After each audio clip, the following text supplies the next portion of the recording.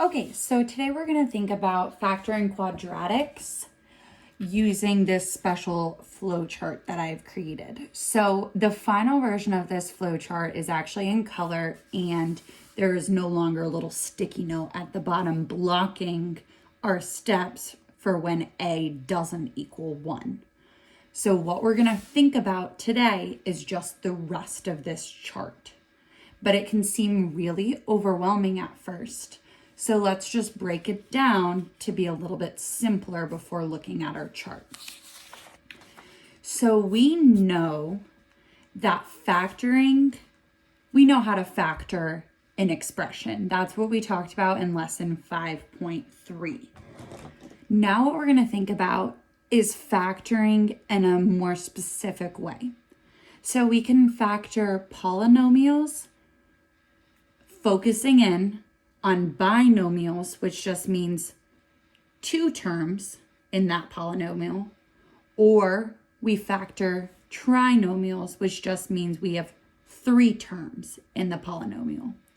So if we're working with a binomial, what I need to look at first, actually this is for binomial and trinomial, the first thing we're going to look for is to see if there is just a general factor that I can take out and put on the outside of parentheses. So what we did in lesson 5.3.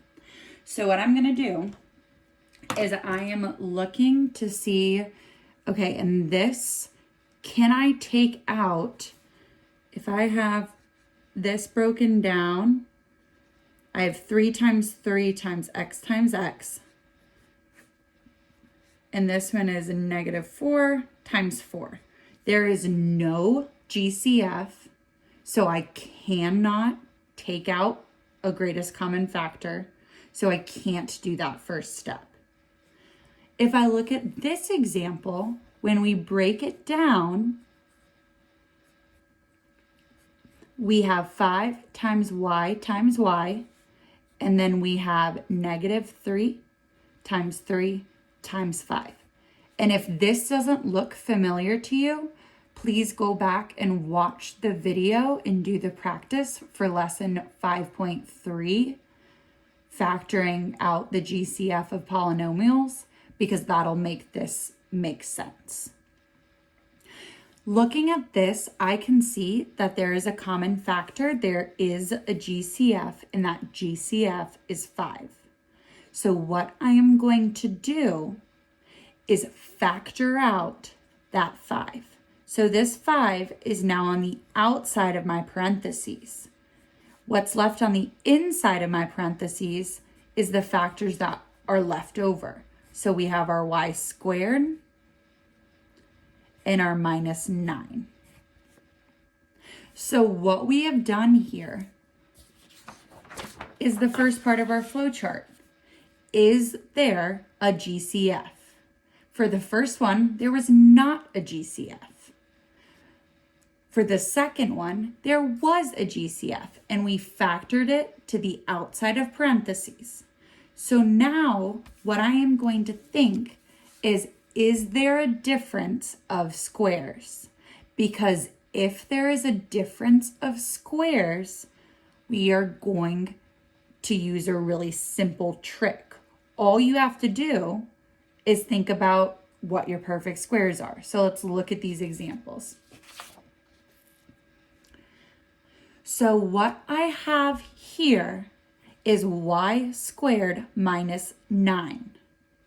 Y squared is a perfect square because y times y equals y squared. 9 is a perfect square because 3 times 3 is 9. So this example is a difference because there's a minus sign of squares. We've got y squared minus 9. When we have a difference of squares, all you have to do is write the variable that they give you minus the square root of whatever the other perfect square is. So I know that this is 3.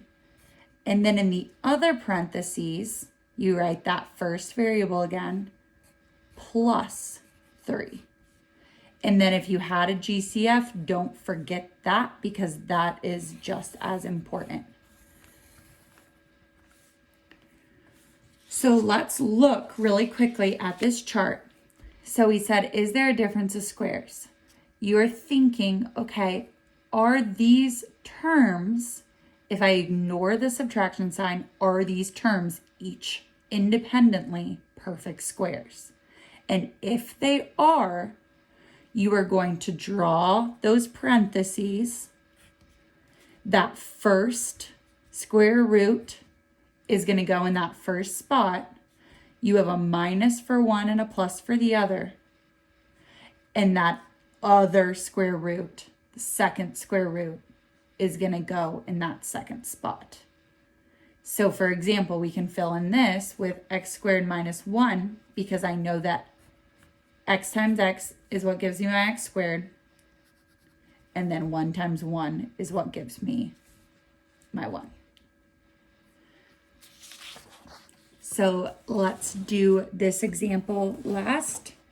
And I know that this example, this first one, is a perfect square because 3x times 3x, or 3x squared, gives me 9x squared. And I know that 16, because we're ignoring this subtraction sign, we always want there to be a subtraction sign because that's difference of two squares. It has to be a difference. And we get 4 times 4. So I know that 4 squared is 16, which is what gives me that portion of the binomial.